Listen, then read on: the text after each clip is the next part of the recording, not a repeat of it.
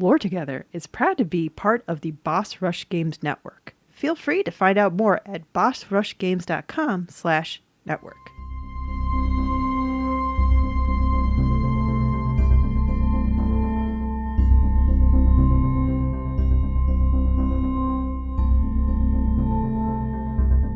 Hi, I'm Safi. And I'm Mystic. And this is Lore Together. This is the podcast where husband and wife team go over all the storytelling, world building, and characters of video games. Because it's what we like to do together. We lore together. Yep, and this is episode 85. Hey, thanks for coming to another great episode. Don't put that pressure on me already. Have you misdelivered ever before? Do we really want to go down that road? Anyway, you probably have your things you'd like to say before we actually start the episode. Yes, before we get into the episode, if you'd like to contact us, you can do that in many different ways. Twitter, Instagram, Mastodon, Reddit, and YouTube, all down in the description below. Or you can contact us through email at loretogether@gmail.com. And if you'd like to support the podcast, and we hope that you do, you can do that in one of two ways. First is giving us a 5-star review, thumbs up, whatever it is, wherever you're listening. The other is through Patreon at patreon.com/loretogether, where you can pay a per episode pledge to get early access to episodes, as well as early access to our Let's Plays, including Dragon Age and Skyrim, as well as access to the audiobook I'm working on and bonus content that we are working on.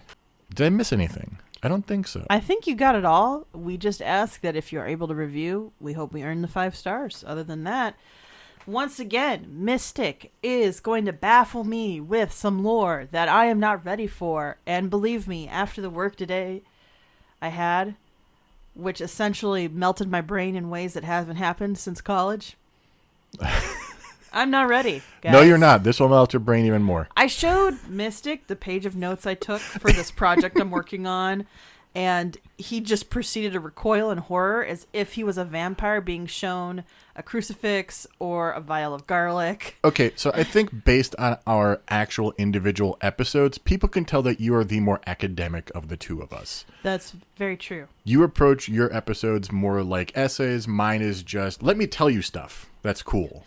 Yes. Usually which results in, let me tell you the story of the game. Right. Not always. Mystic, I'm excited. Let me tell you about something. Yeah.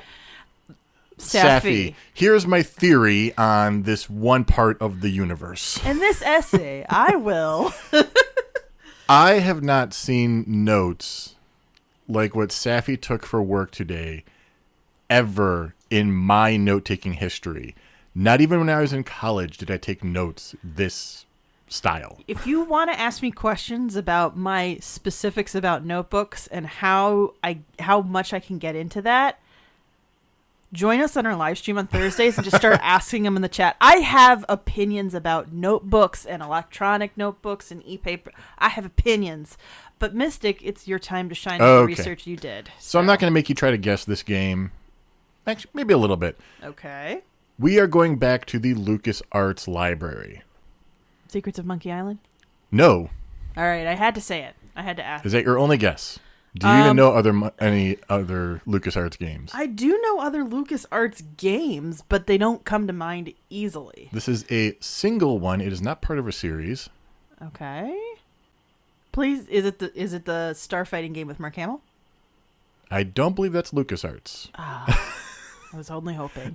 And okay.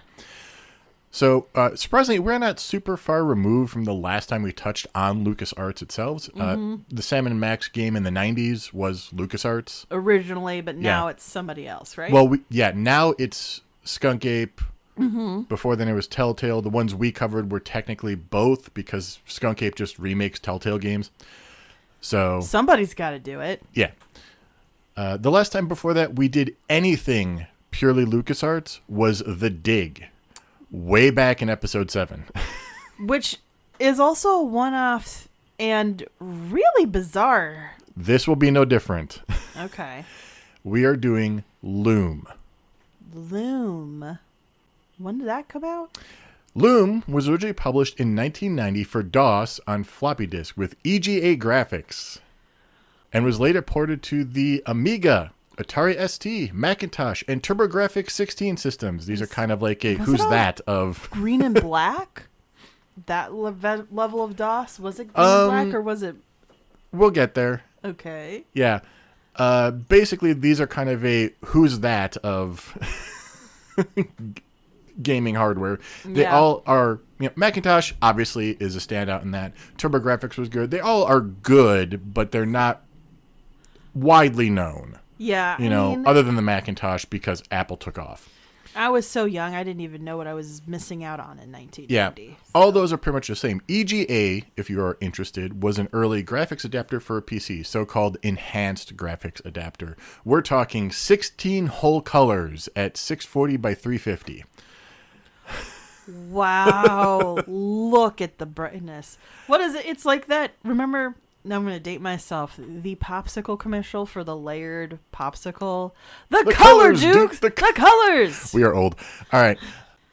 Also, interesting note, back in these days, EGA, CGA, whatever, sometimes required a compatible monitor.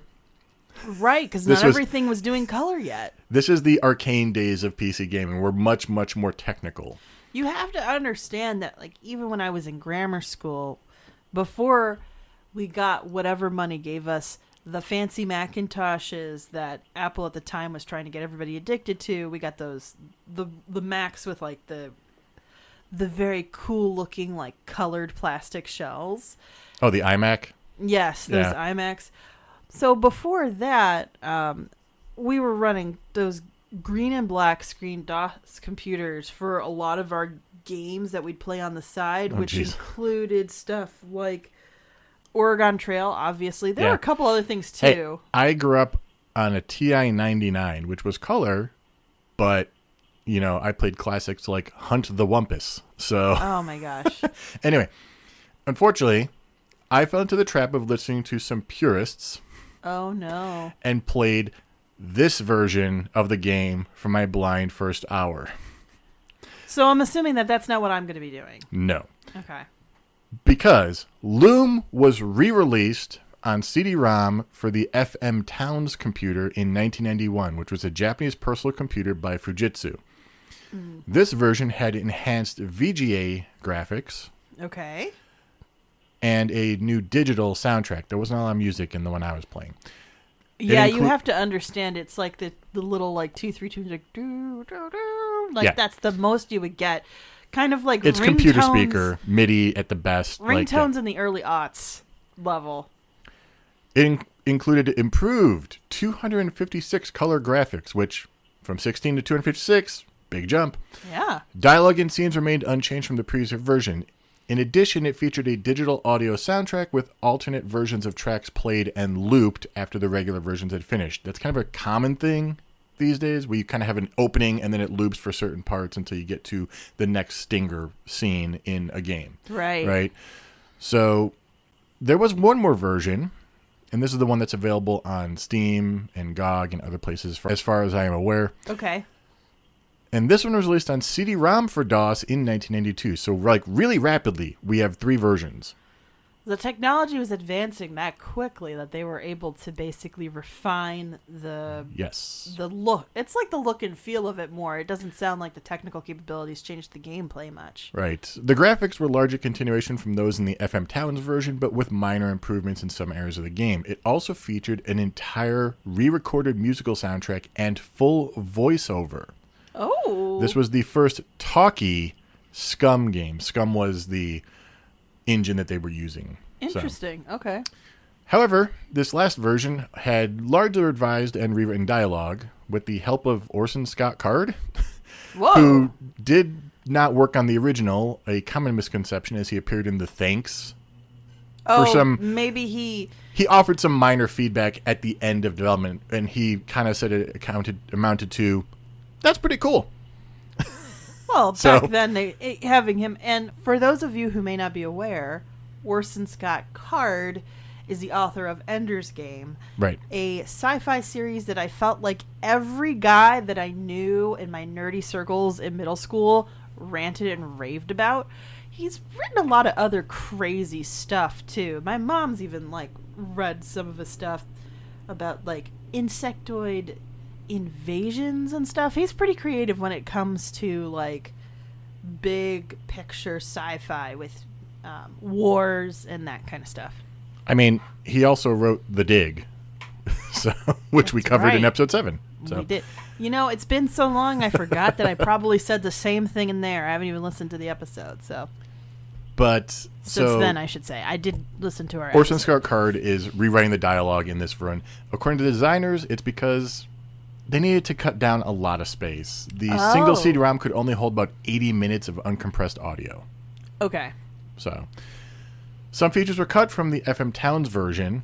In addition, there were not multiple solutions to puzzles in this one.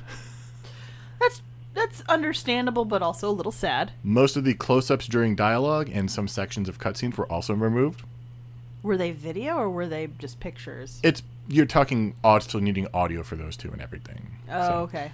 And remember that every time you'd have something move on screen, this is not always moving just a small little model around the screen. You're talking whole scenes sometimes. Wow. So okay. Brian Moriarty, the original designer of Loom, stated that he believes the FM Towns version to be the definitive version of Loom, but fans of the game remain divided. I am not sure which one we'll be playing yet. It may be the final version. It may be the FM Towns version. It depends which way I can get working. It's not going to be the CGA version or the EGA version. I'm willing to try either one of those, and I'm willing to admit once again that I'm afraid that this will not be as entertaining as some other. Now, I do say that, and everybody seems to still have a good time with my Let's Plays, but I will say the first hour at Let's Play. Yeah. The first hour we did, I finally had to go to Mystic, and I'm like, I can't do Sonic. You've got to do it. I just don't know. I could barely do Sonic also. It's okay. Loom is a bit of an oddball. Unlike most of its contemporaries, there's no inventory. Oh, okay. Instead, the game is more note-based, and I mean that in two ways. The first is, like Myst, there's information you are given that you are expected to note down in a notebook or in the game's instruction manual. Wow, so I should be taking notes when I play this? Yes, we'll touch on that a little bit later as well. The second is the puzzles in this game deal a lot, almost exclusively with musical notes. Not like possibly like Myst where you must be tone aware. That was my concern, yes. But there's 3 different difficulty levels in this game. The easiest one has everything labeled. Please. Yeah. We're doing that. So give me every effort. I didn't study music in school. Give me any advantage I can. The easiest difficulty gives you like letters for the notes. The medium difficulty just gives you the position, and the hardest difficulty gives you no visual feedback at all, and you must do it by audio. So I have friends who are, classically voice trained, who I would love to see them try to play like that. I feel like that's something you just throw like, all right, opera singer, try it out. Yeah. The interface is almost entirely textless beyond dialogue, obviously, as well as identification tabs. Like when you hover over something, it'll say item number, item name. Which is a huge departure from previous games in the genre where you'd have to specify look, touch with individual objects. Oh, interesting. Yeah.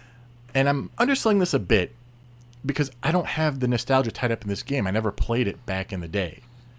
But I think it would have been very revolutionary. I mean, for us right now, we're used to the concept of using your mouse to hover over something and to understand what it is. And it has a little pop-up window of where it's like saying, "Oh, this is a hammer. Right. This is a set of eyeglasses. This is the boogers he left under the table." Like we are able. It's not as amazing to us because we've been growing up with it most of our lives. Right. But so that I'm not underselling it in the episode, I want to quote Orson Scott Card again. Yeah. Saying, "Before this game, there was only hope and pretension to indicate the artistic possibilities of computer games as a storytelling medium. Now that Loom exists, computer games have to be taken seriously. We now know that it is possible for a computer game to tell an original fantasy story and to give us images and experiences we could get in no other medium." And this is why we do our podcast. And of course, I think it's fair to say that as a podcast, we have been in this realm before. Myst certainly shares much of that DNA of visual storytelling and deep world building and, quote, could be done in no other medium.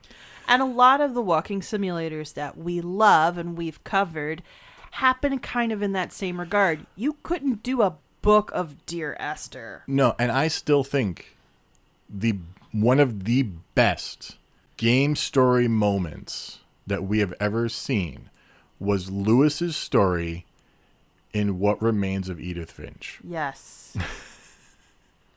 Yeah. Because the fact that it so closely got you into what that character was thinking and let you experience their growing world and imagination while dealing with the monotony of their real life. You couldn't do that through other things. Like, you can imply it through a movie or imply it through a book. You could not get the experience the same way outside of a game. And the emotional intelligence in What Remains of Edith Finch that game still makes me cry. Yeah. I mean, it touches your soul in a way that a lot of mediums, have already gotten that respectability level when it comes to being treated as, almost like literature, right? It is an artist's expression, or with video games, like movies, it's very much a team of artists' expression of an idea, of a moment, of a feeling, of a human element that they don't feel like can be expressed in any other way. And essentially, Mystic, what you're telling me is that this is one of the deep roots of that kind of storytelling for what is now the blooming tree that's mostly exists, I feel like, in indie gaming, as much as AAA gaming tries to use those elements to be better. And some of our favorite games do that. But indie gaming's really embraced that we're going to do things that we can only do here. You cannot make What Remains of Edith Finch a movie. Maybe a play. Yeah. Maybe. Now, but of course, this is still the early steps on that journey. Right. So these days, it's not as shocking or as engrossing. Of course, it's also held back by the technological limitations. Right. In retrospect, obviously, not at the time. But to be a proof in concept, right? Yeah. Of that, you can start having these kinds of conversations within a text. Yeah. And to just kind of nail this home, the events of the game are preceded by a 30-minute audio drama featuring a full cast, music, and sound effects. Oh, I have to listen to this now. And a bit like the Book of Atris, like the audiobook that I fell in love with as a kid. Like, nice. Yeah. It is established in there that the age of the great guilds arose when humans once again tried to establish dominion over nature. This was after what they called the Second Shadow, when dragons ruled the twilight. Okay. The world of Loom is not defined in relation to ours. Mm-hmm. But the game takes place in the year 8021, raising the possibility of a very distant future. Okay.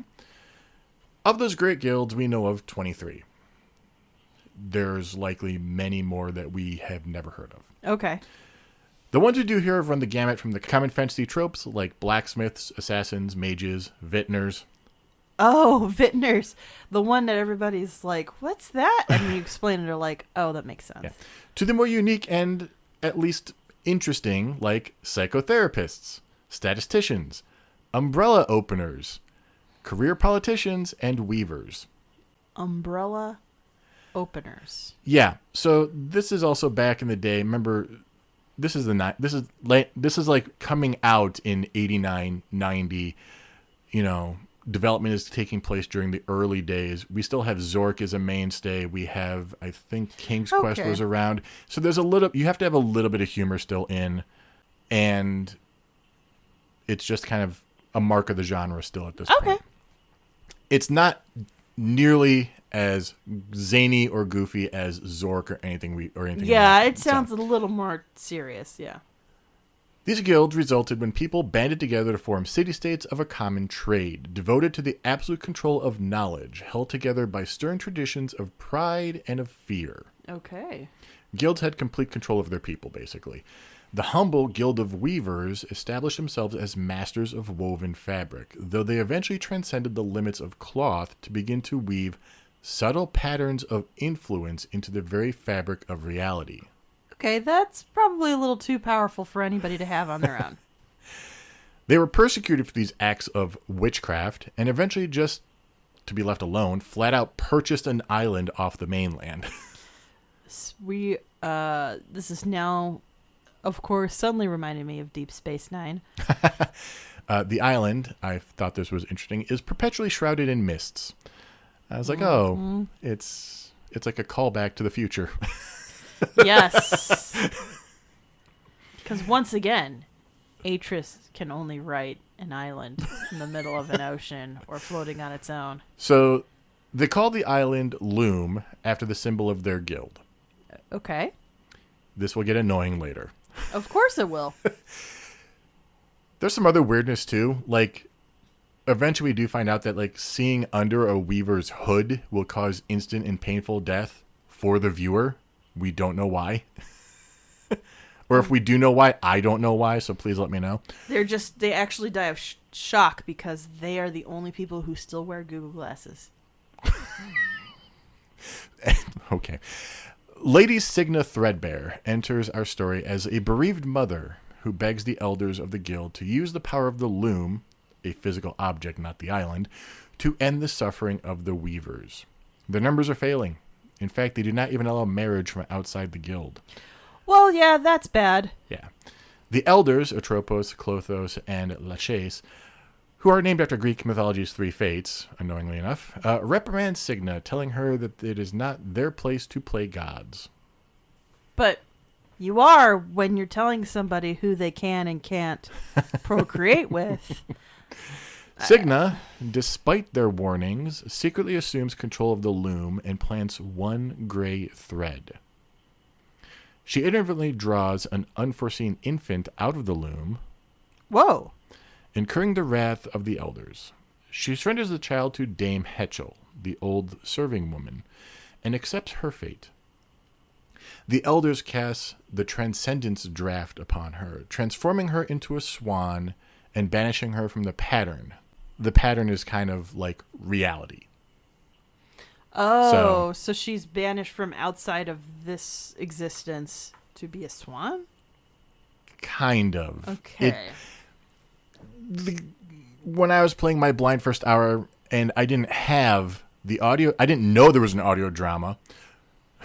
Right. Nor did I know that there was a book of, like, spells with some world building in it and stuff. I had no idea what was going on, and suddenly there were swans. Well, this also reminds me of a tale I only really know because of the Decemberists. It's the story of the Crane Wife, but kind of in reverse. So Hetchel adopts the child and names it Bobbin and cares for him as her own. Bobbin? Bobbin. Like a bobby pin? Yeah. Signa Threadbare, Bobbin. Yeah, there's a lot of that type of naming. You just have to go with it. But also bobbin like a buoy. Bobbin grows up ostracized from the rest of the guild. The elders note that the presence of his gray thread has thrown the pattern into chaos, and the loom foresees the very unraveling of the pattern. For these reasons, the elders ban him from learning the ways of the guild until a decision can be made on Bobbin's 17th birthday. Okay, now this sounds like a sci-fi book I read. There's too many references here and there. So, the audio drama describes it as until his coming of age 17 years hence. His 17th birthday. Like. Okay. Or do they mean 17 years hence from the day he was born and rescinded? That's what they mean? I don't get it. Okay. Well, it's Bob and that Dewey's type of going to have to dialect, figure it out. So Hetchel, however, defies the elders and secretly teaches him a few basics of weaving. Okay. On his 17th birthday, Bobbin is summoned by the elders in order to determine his fate. He finds the village on Loom completely empty. He enters the sanctuary, though before he sees anybody, he notices that one of the tapestries, the one that prophesies the coming of the third shadow and the destruction of the guilds, has been torn, a piece missing from it. Oh. Pushing on, he enters the main chambers in time to witness the elders gathering around Hetchel. She is obstinate, still loyal to Bobbin and his mother. So the elders punish Hetchel with the Transcendence draft. But Hetchel reverts to a swan's egg, which puzzles and frightens the elders. Huh. As they contemplate this turn of events, a swan comes down from the sky and crashes through a window in the sanctuary. The swan casts the Transcendence draft on the elders as well as the rest of the villagers, transforming all the weavers except Bobbin into swans who leave through a rift in the sky. Wow. Bobbin, who is left all alone, finds Elders Atropos' distaff and uses it to free Hetchel from the egg. This distaff is insanely powerful and the crux of the gameplay of Loom, as we use it to cast magical spells called drafts, which use musical notes. The game originally came with an aforementioned audio drama and a book of patterns with world building and stuff. Okay. But the patterns were not there. They basically just had spaces for the pattern next to their name and stuff. So at least you knew kind of what you might be looking for. Oh. Which if you don't have this, you're kind of at a SOL. disadvantage. Yeah. Both the book and the audio drama are available online on archive.org, a place that we should all support. Please support archive.org. It should exist. It has helped me so much when it comes to researching old games. I believe it is currently under threat of existing, right? Am It I is. remembering? And do not, if you can do anything in your power to try to stop that, please try. Yes. The game has a full 16 different drafts you can use by playing notes on the distaff. Oh. Though you do have to level up Bobbin's abilities to get to the higher notes. Basically, it unlocks as you get to certain points in the story. Okay, that makes sense. Anyway, Bobbin uses the distaff to hatch the egg and free Hetchel. Kind of. She's not human anymore, but is now a black swan. Interesting. She tells Bobbin that the swan who visits him every year on his birthday came to save the weavers from the third shadow that is about to cover the world. Bobbin then moves on to find the flock and has to leave the island. Okay. This is around the place I got stuck. Again, I was at a bit of a disadvantage, not even knowing that there was an audio drama and a book of lore to work with. Right, you didn't have any of the necessary Yeah. reference material. And nobody thinks of it like that when it comes to video games anymore. No. You believe that all the information you're going to get is, if am I saying this correctly, diegetic.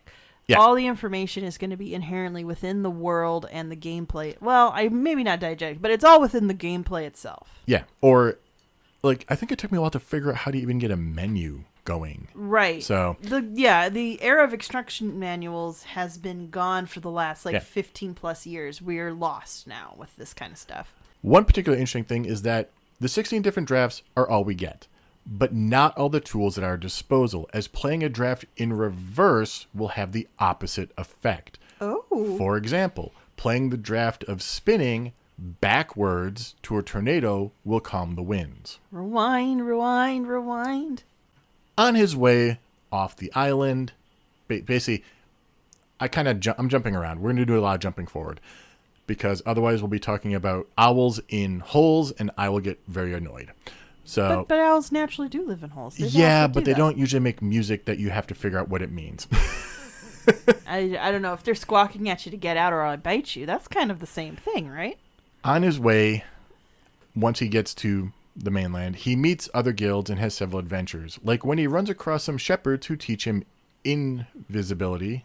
Sorry. They teach him visibility, and basically by reversing it, he learns invisibility. It's kind of that type of game. You have to learn your own stuff. Okay, I would hate this, and it's not a game for me. Sorry. Eventually, he finds out that somebody is making orders for a scrying sphere at the Guild of the Glassmakers, swords from the blacksmiths, and sheep from the shepherds. Okay? Okay. Bobbin gets roped into all of these weird orders, like the cleric's order for 10,000 sheep.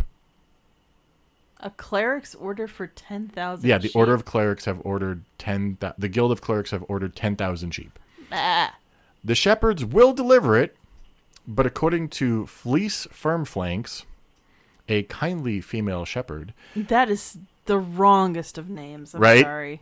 the shepherds don't trust the clerics because this is a weird order. Yeah. Bobbins comments on how it's enough sheep to feed an army. Or give them all blankets. Yeah. It's not right. And Problem is, the sheep have been getting carried off by a dragon who has a taste for mutton. Bobbin's solution? Basically, the sheep are bred to be super white, yeah. and very visible to the dragon. So Bobbin's solution is to use the die staff to change all the sheep green so they blend in with the meadow.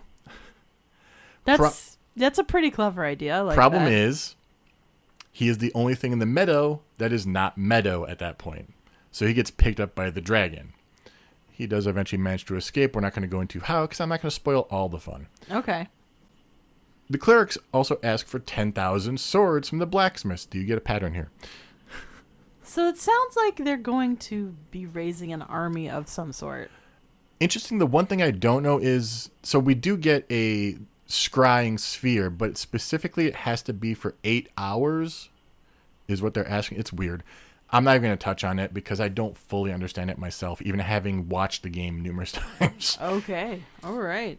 Someone can probably explain it for me. I'm sure our Discord patrons will, because they have always explained stuff that we miss. Our patrons give us a lot of great extra information. And if you join our Discord and you get in the chat room for Lore Together, you're going to get a lot of it. It's almost like built-in bonus content with the kinds of people that listen to the show. So, and thank you, patrons and fans. Yes. So, 10,000 swords from the blacksmiths. A lot of things happen here. Namely, Bobbin gets tossed in prison after impersonating Rusty Nailbender, who is... Yeah. These names, you know how I am with names. I just can't justify why you would think that that's okay. So, Hetchel comes back from the dead, kind of. Comes back into reality, quote unquote, to help him. Still as a black swan? Yes. Okay. In the end, Bobbin ruins the plans here for the 10,000 swords, wrecking the last sword. Oh, so it's 9,999? Yeah. But unfortunately, he gets found out by the head cleric, Bishop Mandible. Like mandible as in like a insect's mandible? He kind of has a look like, oh, that's a bad guy. Yeah, with a name like Mandible, how are you not a bad guy? Right. So Bobbin gets taken to a caged prison. Mandible claims Bobbin's die staff and literally is like, I am going to rule the world. All right, Lord then, Mandible, ruler of the universe, has a good ring to it. Is he a member of the cleric guild? Yes. Okay. Using the die staff to raise an army of the undead, thus fulfilling a bunch of prophecies. Basically, he plays a draft called Opening on the die staff, which opens a nearby graveyard, tears the fabric of the universe apart, and allows a entity called Chaos to enter. Chaos kills Mandible in gruesome fashion, summons an army of undead to destroy the earth. Okay. Bobbin reclaims the die staff from the dead bishop and heals many of the tears in the pattern, along the way helping many of his previous acquaintances who were hurt or killed by Chaos's armor using the die staff's magic. He brings Rusty back from the dead, which wasn't Chaos's army. It was Bobbin. Wait, what? So Bobbin has to take on Rusty's look and uses magic, uses a draft on him to basically look like him so he can get into the blacksmith guild. Wow. Which means that Rusty then looks like Bobbin, basically their looks swap. Okay, yeah, with how the magic works here. Bobbin / Rusty, like the one who's walking around, who we know as Bobbin, gets tossed into prison. Rusty, looking like Bobbin, is asleep and gets eaten by the dragon as revenge for what Bobbin had to do to get out of the dragon's lair. Okay. Which ends the spell, and then Bobbin wakes up in prison looking normal again. Oh, wow. But Rusty's not happy that he died because of the spell. Yep, to be fair. Bobbin does kind of make amends. Oh, okay, that's like good. He brings him back from the dead. He also brings back some of the shepherds. You get the drill. He's fixing the problems. Finally, he battles Chaos, who is striving to take control of the great Loom on, well, Loom. Right. The battle ends as Chaos kills Hetchel using the draft Unmaking. Whoa. It is, however, hinted that it is still possible to save Hetchel as one feather remains intact. Wow. Okay. Bobbin then destroys the loom using the same draft. Because you should not be messing with the fabric of reality. Right. He is joined by his mother. This is, of course, after reality has been torn, and the other weavers, and is told that one half the world will be ruled by chaos, while the weavers will stay in the other half, and that with time they may gain enough power to challenge chaos again. Bobbin casts transcendence upon himself, and with the aid of his mother and the other villagers in their swan form, he flies away, carrying a ripple across the world. His friends watch the flock of swans fly away. It remains unclear whether Bobbin has left them in the chaos realm or saved them. Right. And we end the game on that cliffhanger. That's okay. That's not fair. That's not fair at all. So it's a bit contentious whether there was a fully planned trilogy or whether it was we have a story and we will continue it, but it never happened. Either way, eventually at some point, Brian Marty says that 2 sequels were eventually kind of planned out. Okay. Titled Forge and the Fold. Okay, that makes sense. Starring Bobbin's friends Rusty Nailbender and Fleece Firmflanks. These sequels... Firm flanks. You know what that means, right? Yes. Oh my god. These sequels would wrap up all the plot threads, and bring closure. Why do you do this to me? And bring closure to the ending of the original game, with chaos eventually being defeated. Oh, stitch up the endings, if you will. Okay, I see how it is. Forge tells the story of Bobbin, the story of Bobbin's friend Rusty Nailbender, whose home city, the Forge of the blacksmiths, was enslaved by chaos at the end of Loom. Rusty becomes the leader of an underground movement to overthrow chaos. Together with Fleece Firmflanks of the Shepherds and the new characters from the other guilds, Bobbin would appear every now and then as a ghostly swan dispensing mystical advice, an obvious nod to, say, like an Obi-Wan Kenobi. A 17-year-old Obi-Wan Kenobi, though. That's the thing. The story climaxes in a pretty terrible battle that nearly destroys the world, which would lead to the third game called The Fold, which is about Fleece Firmflanks and her attempt to unite the shattered guilds in a final desperate effort to banish chaos. I just realized how much I have said chaos in this one, and how much chaos is also relevant in the last episode in terms of later games in the Sonic the Hedgehog series. So my brain just kind of was like, you said chaos a lot, or we're almost going to say it a lot in the past 2 episodes. I feel like it's an easy enemy name, like doing the voice acting Patreon episode about Keith David's video game career. He definitely played a villain named Chaos. Like, it is a common name and trope for villains in general. Near the end of the third proposed game, when the cause appears hopeless, Bobbin and the Weavers would swoop in like the proverbial cavalry to save the day. The loom of the Weavers would be remade, reality would be healed, and peace would be restored to the guilds.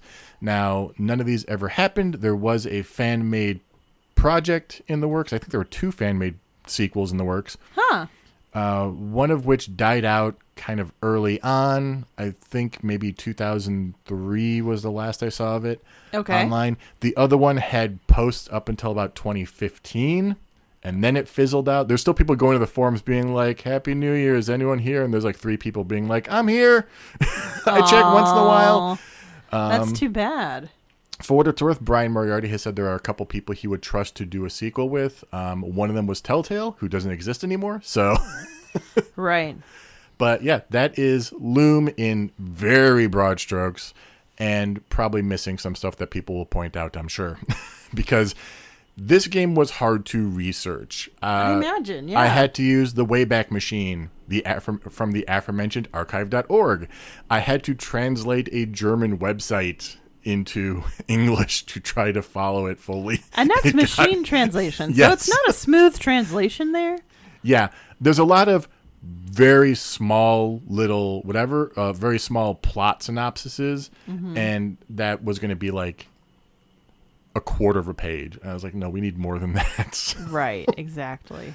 And again, I did watch the game, and watching people play a point-and-click adventure is not always very attention-grabbing. No. As we know from when we've streamed them.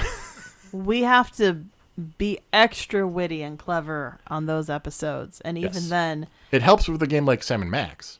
Oh, yeah, that was easy. You know. That was easy to be fun. Or... Monkey Island will be interesting. Monkey Island the will be dig was interesting. very serious. This is very serious. This is also very serious. So Yeah, it's not going to be like... Zork. Zork? No, it's not going to be like Zork. It's not going to be like Zork. I'm sorry. It took me a moment. I was like, is it Zork? I was like, no, it can't be Zoinks. It's got to be Zork. Zoinks. The Underground Adventure. Zoinks! The Underground Adventure. That's a Sorry, kid's... the Underground Empire. Sorry. That sounds like a kid's show. Yeah, it won't be like that, or it won't be like the other time traveling one we did. We've done so many of these. I'm With drawing the a one blank. that glitched near the end of the first hour, where we couldn't finish it. Oh, Journeyman Project. The Journeyman Project. It won't be like that. Yeah. It won't be like the Tex Murphy. Tex Murphy one. We should get back to some of those series too, but yeah. But I mean, most of the point and click adventures we have, they're at least a little bit like witty and nutty and kind of funny. And Very this tongue in one, cheek, or in terms of Tex Avery film noir, which is just Yeah. chewing the scenery all over. absolutely, and very intentionally not taking it too seriously. Whereas this sounds like we're taking ourselves super seriously. Yeah. I would say 99% seriously. Okay. I mean, Rusty Nailbender, Fleece Firm Flanks, like. Yeah. Yeah, those names I can't. But people actually will think that names should be something like that because the reader gets captivated when the name is so easily tied to, part of That's them. true. Part of the plot or part of the themes or something. Yeah. I hope I did this one justice, even though it was very broad strokes, because we have friends who have been like, no, you need to do this game. Oh, good to know. So- I don't know this because those friends know better than to tell me. But yeah, broad strokes. And this may be something that I will do as a Let's Play or something, because again, I have not played it myself Okay. beyond the first hour, and I would play a different version. Right, exactly. So, well, give us your thoughts. Let us know what you Yeah. guys think. Let us know what we missed, if anything. And we will catch you next episode. Yeah, catch us next episode. Don't forget, so after this airs, we to the public, I should say, on Saturday, we will do the 1 hour Let's Play, the first hour of the game with me. We don't know which version yet. The Thursday after. And then on alternate Thursdays is our long Let's Play series where we are finally Still in Skies Arcadia, but getting close to the finally end. finishing it up. We are so close to the end. But you know how those JRPG final battles are. There's 6 different layers to them. You can't Yep. just end it. So, yeah. In fact, I think I can think of... Yeah, there's a few coming. There's a few coming. They're coming right for us. So join us for those as well. And otherwise, we will catch you at the next episode. Thank you. Thanks so much. Bye. Bye.